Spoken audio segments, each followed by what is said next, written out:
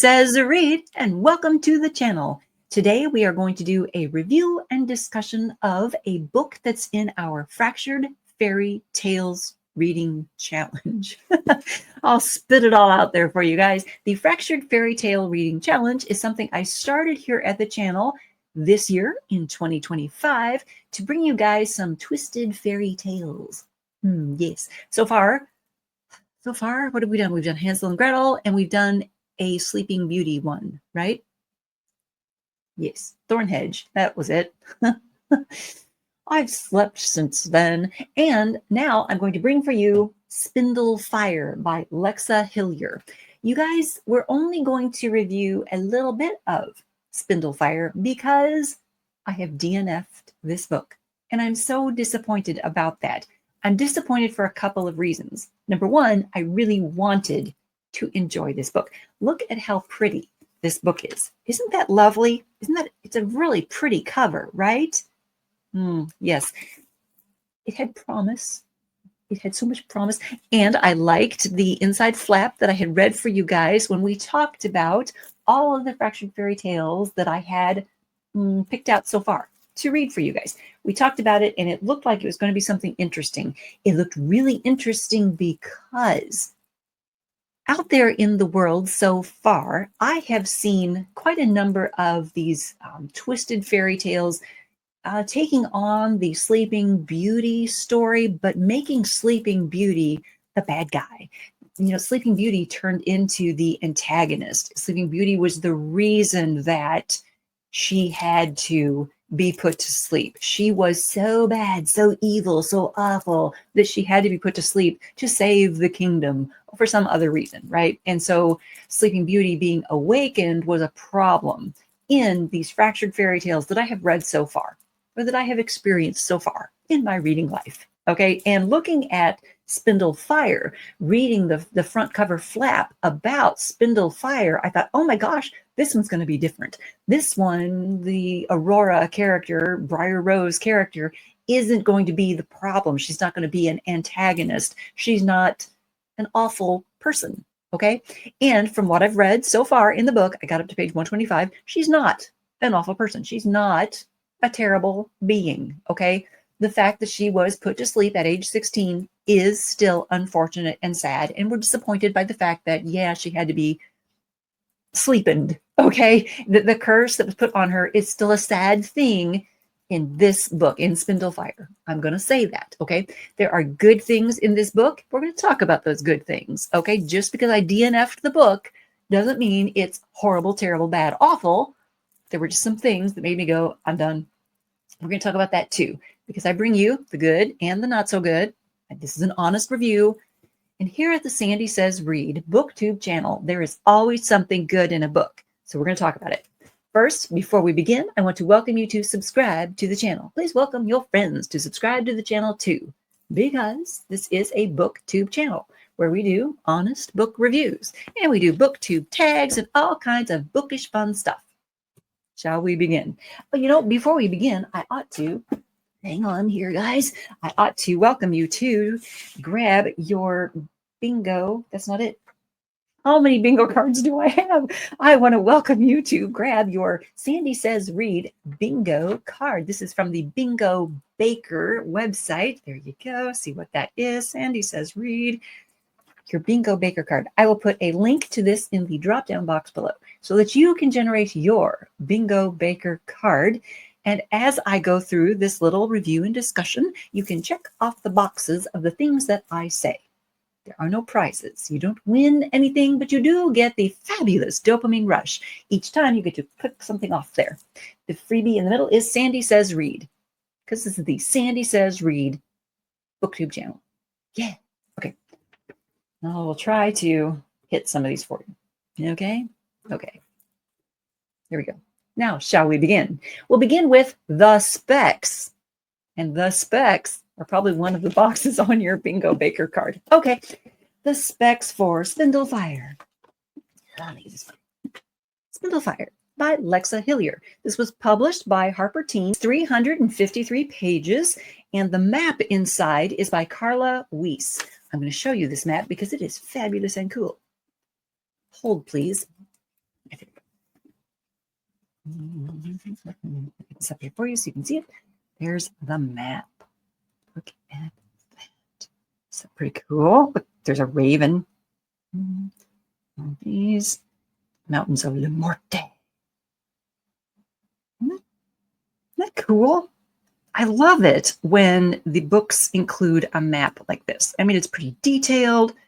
You get all the good stuff. Okay? All right. There we go. So that map is by, who did I say? Carla Weiss. They did a very nice job. And that's a very good thing in this book. The map. Oh, what else in here? I said it's 353 pages. I DNF'd at page 125. So a third of the way through. Okay. I had to stop. There are two sisters in this novel. There's Aurora, who is our Sleeping Beauty, and then she has a sister named Isabel. I'm going to sneeze. Give me just a second. Done with that. Okay. There is Aurora and then her older sister, Isabel. Isabel is 2 years older, and the story is told from each of their points of view. We get Aurora's point of view in one chapter. Then we get Isabel's point of view in another chapter. And then we get Gilbert, who is a friend of Isabel. We get his point of view in another chapter. There is a noble fairy or semi-noble fairy named Binks. We get his point of view in another chapter for like a chapter because he tells a flashback story. Okay. So it's not difficult to tell whose point of view we're in usually. Okay. I'll talk about that in a second. Because the title of the chapters is the character's name: Aurora, Isabel, Gilbert. Okay, we get their name as the chapter title, so we know that's whose point of view we're going to be in. What kind of freaked me out is that we are in present tense, third person point of view, present tense most of the time. I will explain as we go through. Anyway, Isabel was born 2 years before Aurora. So we start out the story in the year 1313, which is Aurora's birth year. Hold, please. Let me see if I can get to that and tell you the way this works. I'm going to just start on the first. Hold on. I'll get there, you guys. Give me a second. Let me just struggle with this. I should have put bookmarks in it. Okay, winter seemed to come early in 1313, the year Aurora was born. Okay, we're in past tense here, okay, which is great. So I'm starting out just fine. For days that July, a mass of damp white flakes clung to treetops and roofs like snow. Some thought perhaps it was the North Fairy's doing. They were wrong. In her day, which was a very long time ago indeed, the North Fairy had been known for wreaking havoc on the skies whenever she lost one of her infamous chess games. But she had died many decades before our story begins, mysteriously murdered in her own home. That's why the white throne, carved entirely from the tusks of narwhals, is now called the Red Throne. It's covered in her blood. Aurora knows the stories well. She's read the entire 313 book collection of fairy histories in her grand library. Princesses have a great deal of time on their hands, after all, especially princesses like Aurora, who have no sense of touch and no voice. These were tithed from her just months after her birth. But it wasn't snow that came down that summer. Okay, so we're going back and forth with the tense there, and I get it. I get it. It's grammatically correct. We're in present tense. We're in today. It's not 1313 anymore. It's 16 years later, and we're in Aurora's point of view, and it's present tense in the kingdom of Deleuze. And yeah, but it just started to throw me. Okay. And that's, I mean, chapter 1 goes on a little bit. And then in chapter 2, we're in Isabel's point of view, and we start in past tense again. Mud, murk, dankness and blackness and bogland and fog so thick it entered the folds of the mind. This was Isabel's world as a child. Gradually, though, she discovered darkness was not an absence of light, but a living thing, an infinitely tangible, blah, blah, blah, blah, blah, blah. She began to fall in love, blah, blah, blah, blah, blah. The palace was full of dim corners, blah, blah, blah. Okay, and then this makes the air briny. It has the vague taste of sardines and the softness of moss. The floors are always slick with moisture. Okay, so we're coming into present tense. So I think this was set up to be like a grammatical device to take us from the past when the girls were babies and bring us to the present where we are now. And I get it. It's a device. I get it, but I didn't enjoy it. And then the rest of the story, most of the rest of the story is in present tense. Okay, the double doors to the library fly open. Aurora quickly closes the Song of Rowan and tucks it beneath her chair cushion as Isby tramples in. Isby is the shortened name, the nickname for her sister Isabel. Okay, instead of Belle. I mean, I see all the thousands of reasons why we couldn't use Belle as the name for Isabel. I get it. But I also had trouble with the name Isby. I just had a lot of trouble with this book. I'm sorry. That was my experience. That was my experience. Okay, so we're done with the specs. We're done talking about past versus present tense. I'm over it. It's okay. Now, this story, our story is pretty darn cool. Okay, let me give you the Sandy synopsis. And this might be a little bit long for a synopsis, but I'm going to kind of tell you the story, summarize the story up to the point where I stopped, where I DNF'd.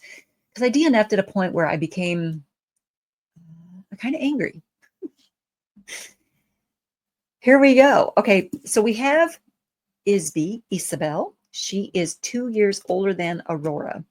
And oh gosh, how do it's even difficult to know where to start. It was so confusing, but let's call it confusing.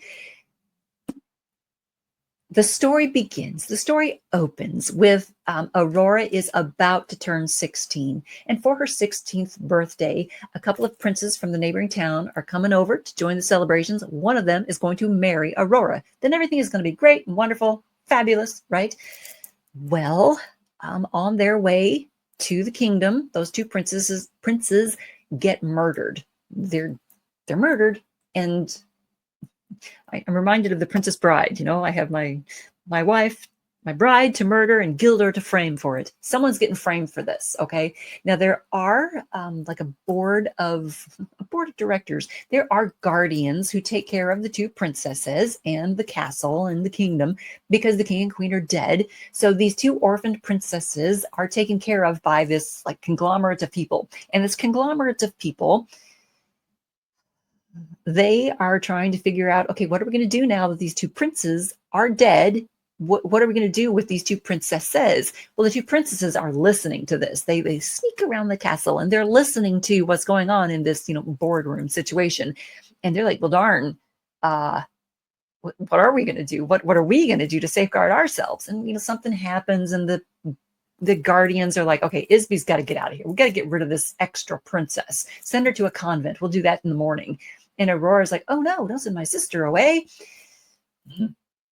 They're trying to figure out what they're going to do with Aurora too. They're going to marry her off to someone. They send her back to her room. So she and Isby are talking, and they kind of argue. They don't necessarily fight because they're sisters. They love each other. They don't really fight, but they do argue over what's the best course of action here. Isby goes back to her room.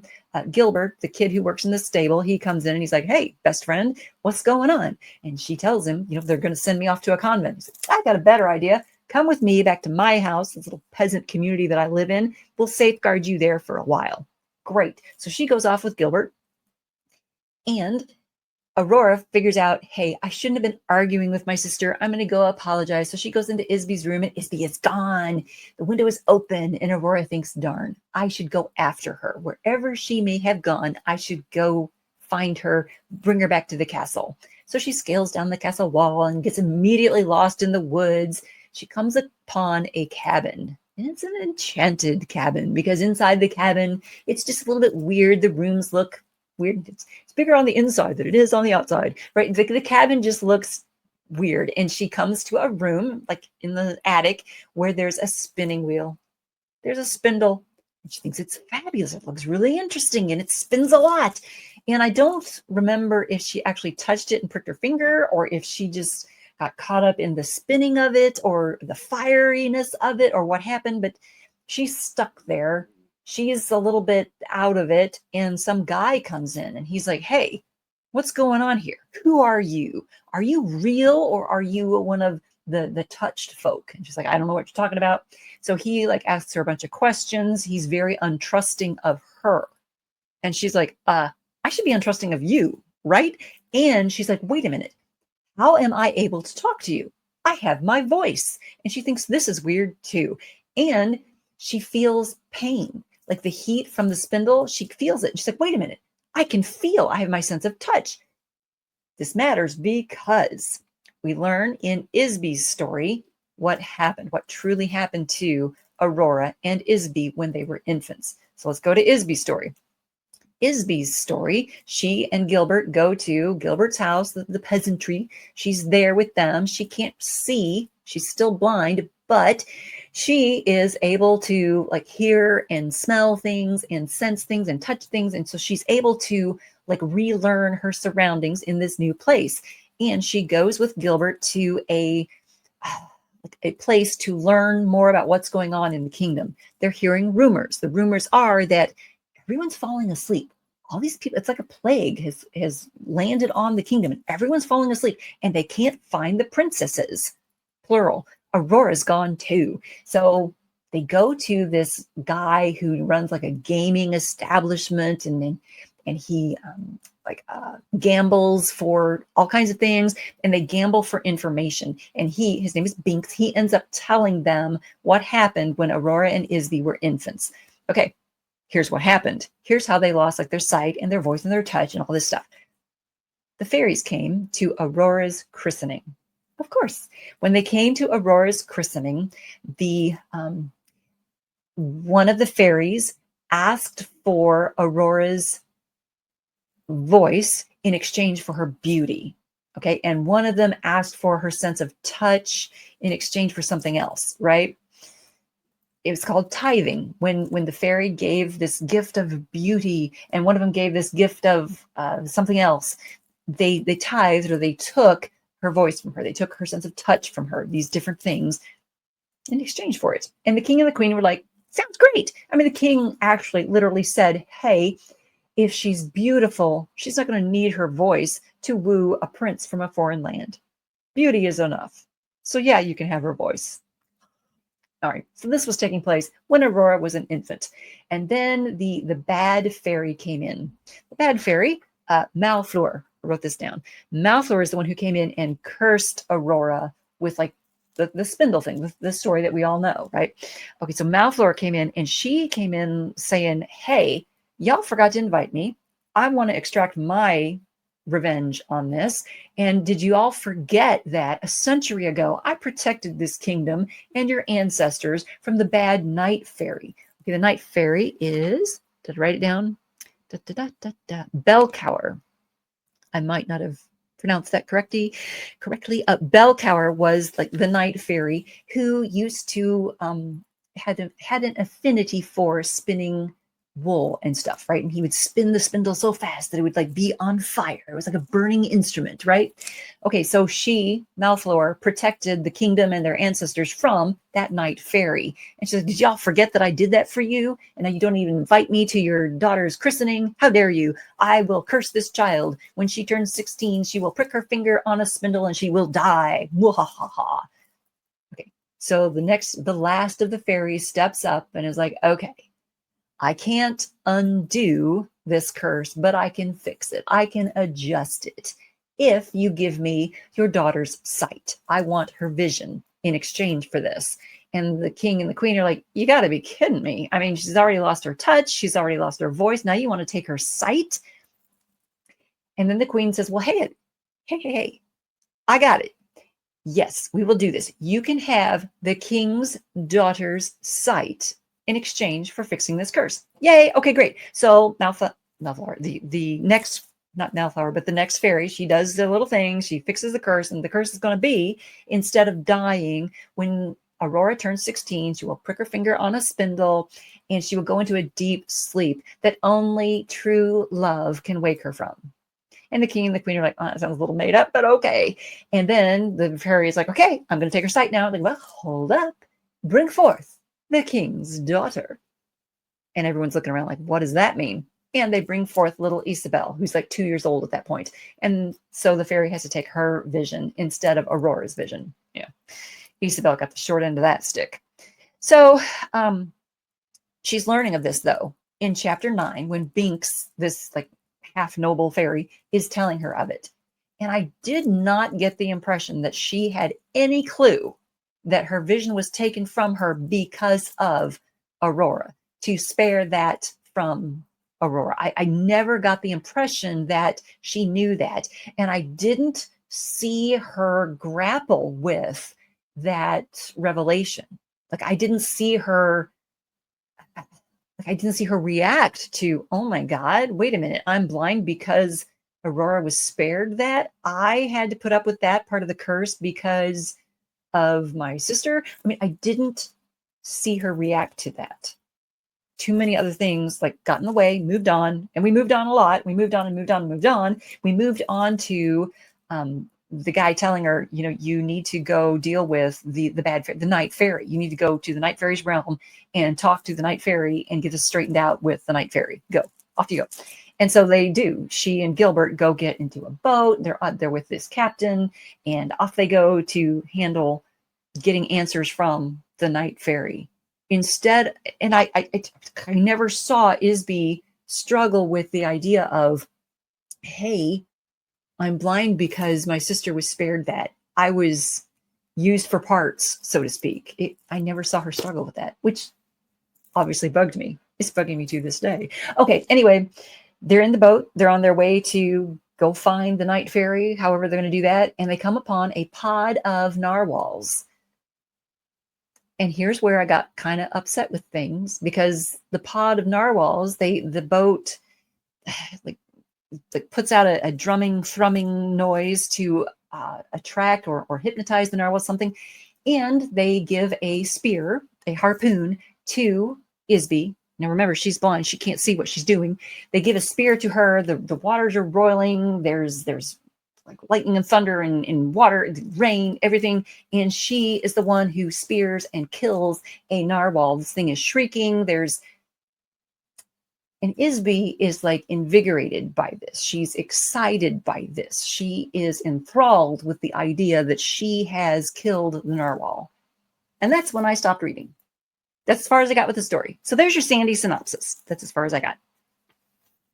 What we have here are two princesses who go missing the night before there's supposed to be a wedding, the night before there's going to be, you know, a 16th birthday, the night before this curse is supposed to come upon them.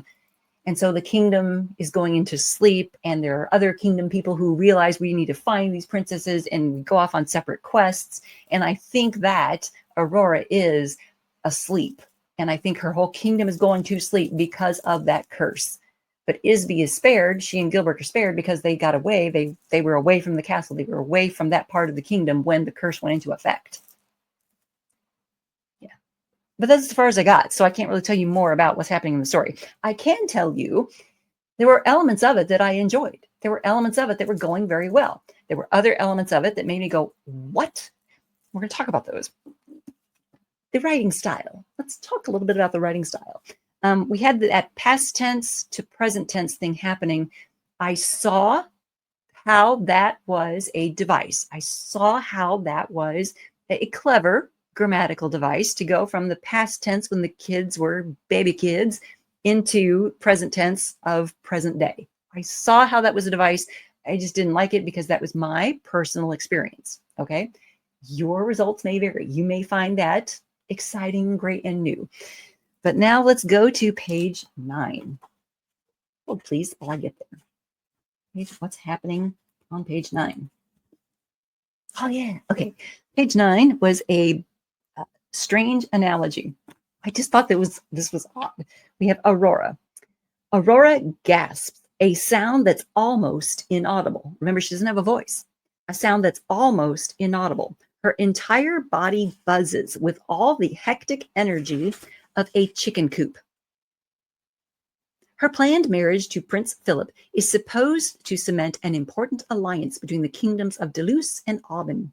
Deleuze has wealth, Aubin has military. The idea is that together they can stop the threat of the last living fairy queen, Malfleur. And I wrote out to the side, are we in Aurora's point of view? Because it's her chapter, but we're kind of back and forth with some things. But it was just a strange analogy that she had the frenetic energy of a chicken coop. It was just weird. It was just weird. Then we go to, we have a bipolar writing style on page 11 and an as you know on page 10. Okay, so page 10, yeah, I felt like this felt, let's see, I wrote, this placement feels like an as you know dialogue to the reader. As writers, we're taught that it's not good to have your characters say to each other, well, as you know, this happens when the moon is full, blah, blah, blah. That's a cop-out. That's not good storytelling. That's not the way to tell things to your... Aurora knows how important her upcoming wedding really is to the safety of her kingdom, but that doesn't mean she can't secretly hope that it will be more than tactical, that the prince will be her true love, and with that love, her whole life will change. That, like Ambeline from the story, she will finally be freed. Blah, blah, blah. Okay, so our bipolar storytelling, is that what I'm after here? Bipolar writing style on page 11. There were so many elements in here that would sound like almost poetic and lovely and just really well written, really well done. And then all of a sudden it would be like, what? Wait, we just went schizophrenic again. The chicken coop energy again. Okay, it was just so odd. So let me read you a little passage so you can feel it too. Let's see. Because of her lack of touch, she doesn't feel pain. So while the princess can tell that it's very cold out, the chill doesn't really bother her. It's just there, a dim awareness like a heartbeat. It's always windy up on the palace wall walks, where she and Isby have come to look out for the banners of the approaching princes and their retinue. Through the crenellated parapet, Aurora can see the vast expanse of the royal village and the lands to the south and west sides, the mouth of the strait to the northeast, all covered in the soft drape of evening. It's especially blustery at this time of year and this time of day, when the sun has worn down to a crimson paper cut, slicing sea from sky. The wind is helpful, anyway, to her sister. It carries information, sounds and smells that tell her who is coming and how high the tides are, what will be served for dinner, and which of the soldiers guarding the front gates have bedded which of the housemaids. Tonight, Isby's face is alive with curiosity, and for what is probably the millionth time, Aurora wishes her sister could see herself, even for an instant, that she could witness the way joy and sadness write themselves so boldly in her expressions, how uncontained her emotions seem. It's just weird. It's just weird that we're wondering which of the soldiers guarding the front gates have bedded which of the housemaids. And why is she able to smell that from up on the parapets? It's just weird. But so much of this was just lovely. I mean, if you listen to this writing style, the way Lexa has written this, I mean, some of it is just gorgeous, the way she's written it. Gorgeous. Okay. Let's see, what else did I have in here? Page 66. Okay, not gorgeous on page 66. Let's go to page 66, where we have Isby and Gilbert they've escaped. They're at Gilbert's house. This guy is supposedly her age. They are both 18 years old. 18. In a fantasy setting where they have to survive as... Okay, even though the room is noisy, she can hear him breathing again. They are sitting very close, his voice directed only at her. Yes, he says, sounding serious, I do. And then he flicks a bit of his stew at her face. Hey, she says, turning to him. It wasn't me, he protests.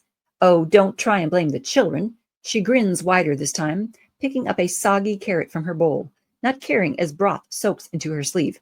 Isby, he says, you're making a mess of your... She tosses the chunk of carrot at him, and he squeals with laughter. She's always loved his ridiculous laugh. Okay, so Gil, this guy that is her age, these two 18-year-olds are sitting at a table in the peasant's house where the peasantry doesn't have enough food to stay alive, and he has started a food fight with her. I just found that crazy. Crazy enough that I wanted to bring it up during this review. It was just weird, just so weird. The way Gil and Isby interact with each other, they just feel so much younger than they really are. So much younger, so much younger. All right, let's see, page 123. What do we got on page 123? Oh, page 123. This one was not, this was just an inconsistency that if she had not killed the narwhal, this probably would have been where I DNF'd anyway after this, because I was like, I'm done.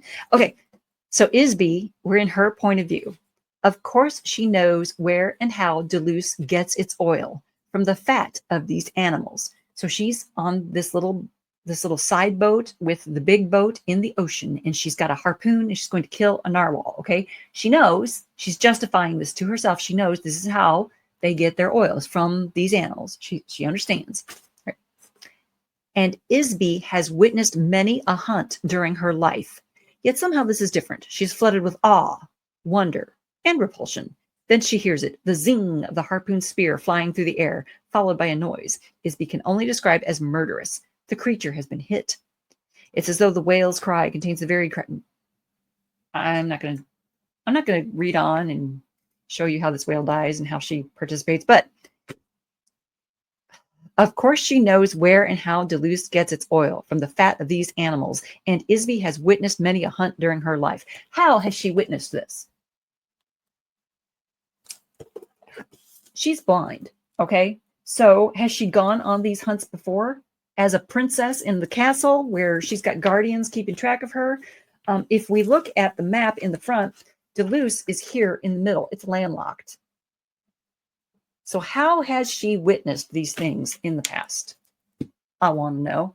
And then by the next page, she had participated in the hunt enough that I decided I didn't care, and I was done. I was done. I DNF'd the book at that point. Your results may vary. You may forgive the author completely for, one little slip up like that the editor didn't catch. One little slip. Who cares, right? At that point, I had become super sensitive to stuff. I just had. And that's my experience. Your experience may vary. Now we're going to Oreo cookie this, because we talked about some really good things at the beginning. I've kind of complained a little bit here, and we're going to talk about some good things here at the end. Okay, I'm done coughing up a lung. Let me tell you, the action adventure of it moves quickly. We keep moving along. There's not a point in that 125 pages where you're just sitting bored with the princesses somewhere. There's always something happening with these princesses. Lexa does a nice job of keeping the story moving.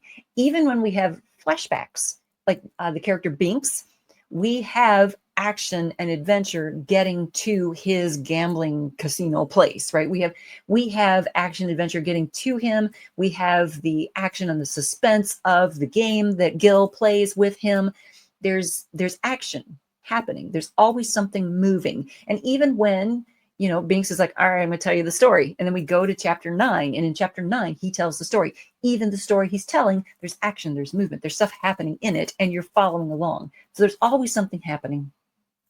You don't have moments where you're just like, oh, I'm going to skim this because I'm bored. No, you're not bored in the story. The story kept moving along. I just wasn't thrilled with the story that was moving along, I guess is how I should say it. So I did DNF at page 125. Your results may vary. You may enjoy Spindle Fire more than I did. You may want to keep going and see how Aurora, who is not the antagonist, gets out of whatever's happening. Because I'm sure, it's a fairy tale. She's probably going to get out of whatever is happening. She's probably going to wake from the fairyland that she's been transported into. Right? Right. Okay, so thumbs up for the Oreo cookie review of Spindle Fire. Are going to be more fractured fairy tale reviews and discussions coming up here on the channel. Hopefully, I will enjoy those others that I have coming up for you more than I enjoyed this one. But thumbs up for an honest review. Thumbs up for the Oreo cookie review of Spindle Fire. Thumbs up for two sisters who are still helping each other, trying to be good sisters to one another, because that's a very nice, good thing. Okay? Thank you so much for tuning in.